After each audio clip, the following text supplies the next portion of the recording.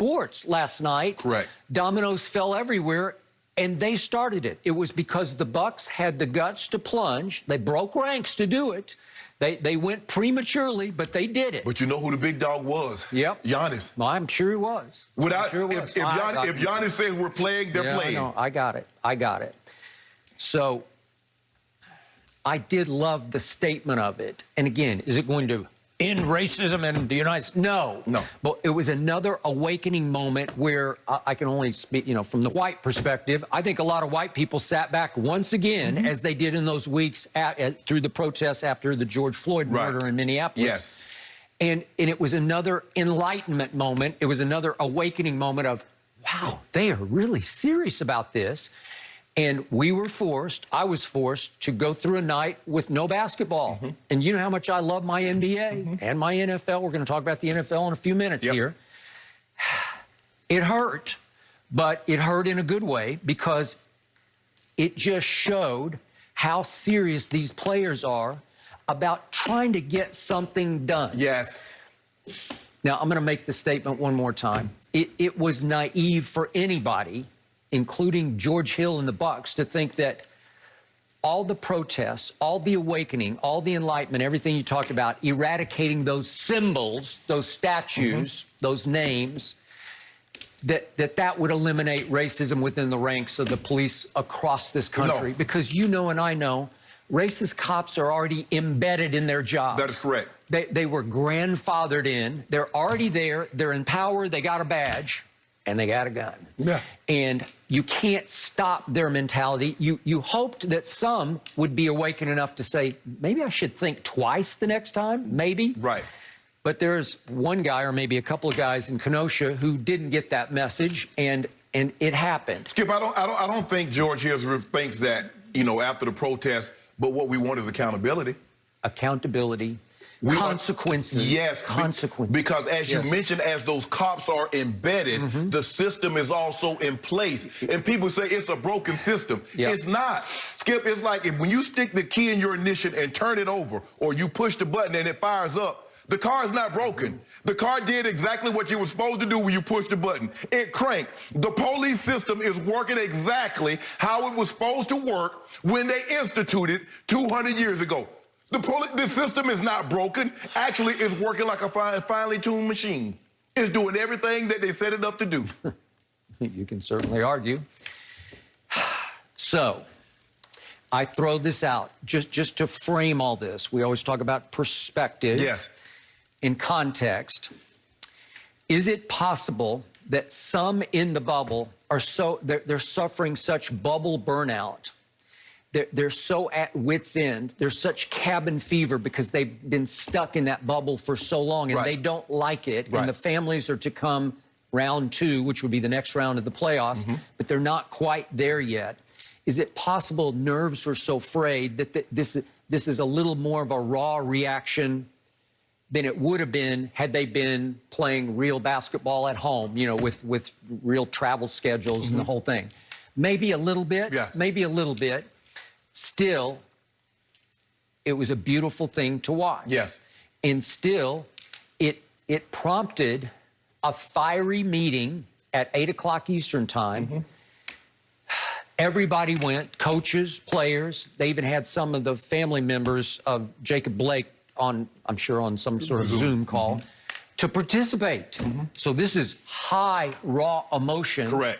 And there was some anger because some of the leaders of the other teams were like, I thought we were going to discuss this and have a unified approach to this, all for one, one for all. Right. LeBron was angry in part because of that, because he wanted to be the out front leader.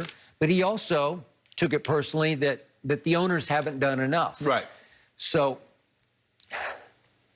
reportedly, he led both his team and, to me, the second best team, or maybe the first best team, the two best teams, Clippers, the two LA teams, walked out in unison. That was the first unified approach of those two teams, right? Yes. And he led the charge out the door because they had heard enough or not heard enough during the meeting.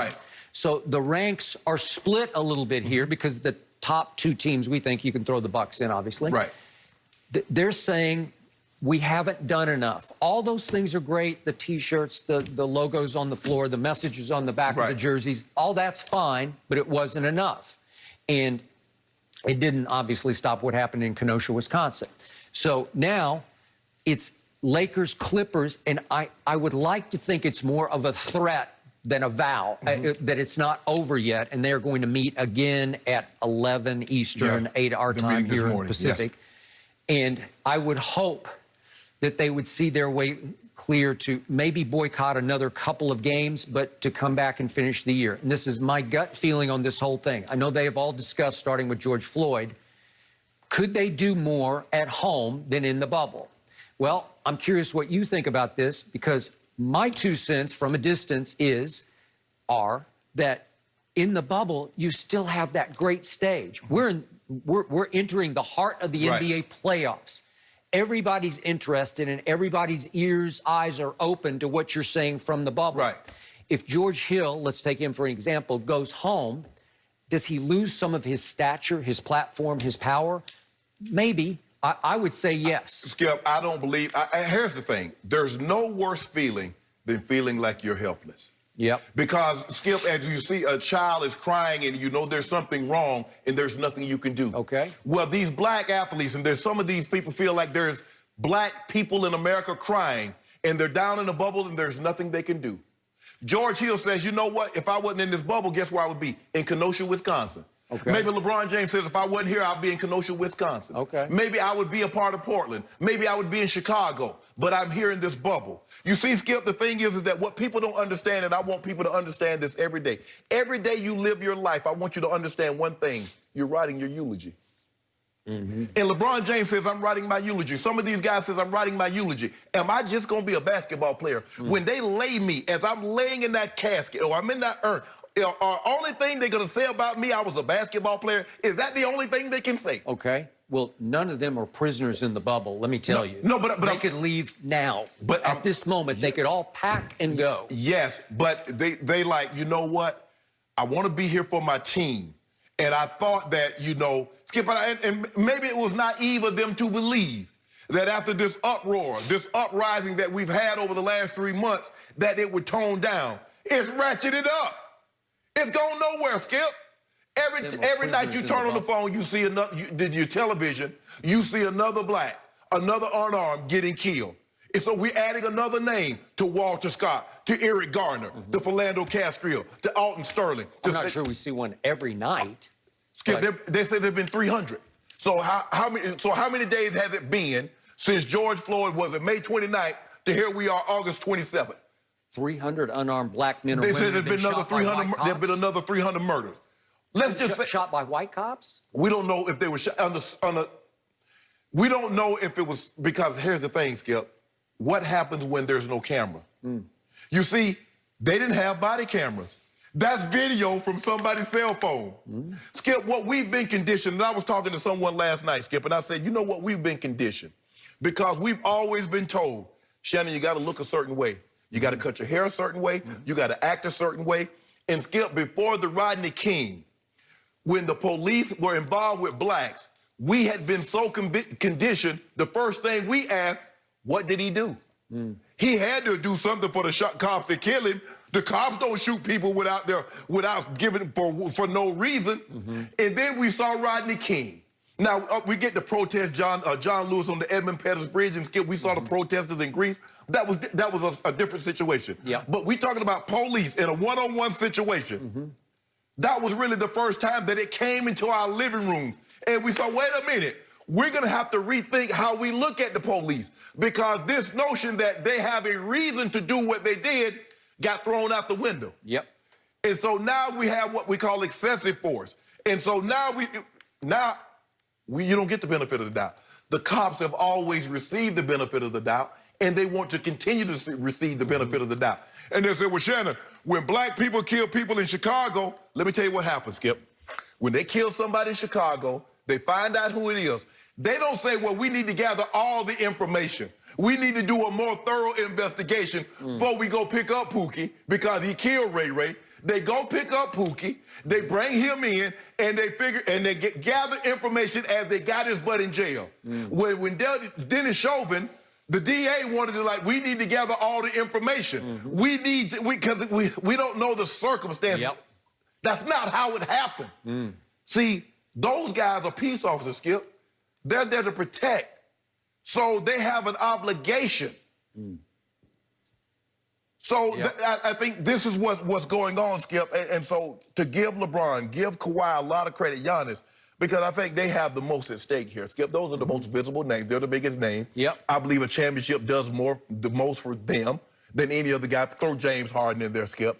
And for them, and like you said, maybe it's just, but I don't believe Doc Rivers, after what he spoke, I don't believe this is an empty promise from him. From LeBron James and to hear him and know what he's been about, I don't believe this is an empty threat from them. I really don't. So I think I'm hearing from you that if LeBron James reportedly said last night, we need to leave here. If you leave, you have to be in the streets, as in Kenosha, in Portland, in Seattle, wherever you're going to go. Yes. I think you're telling me that LeBron has decided to go back and be in the streets. I believe he would.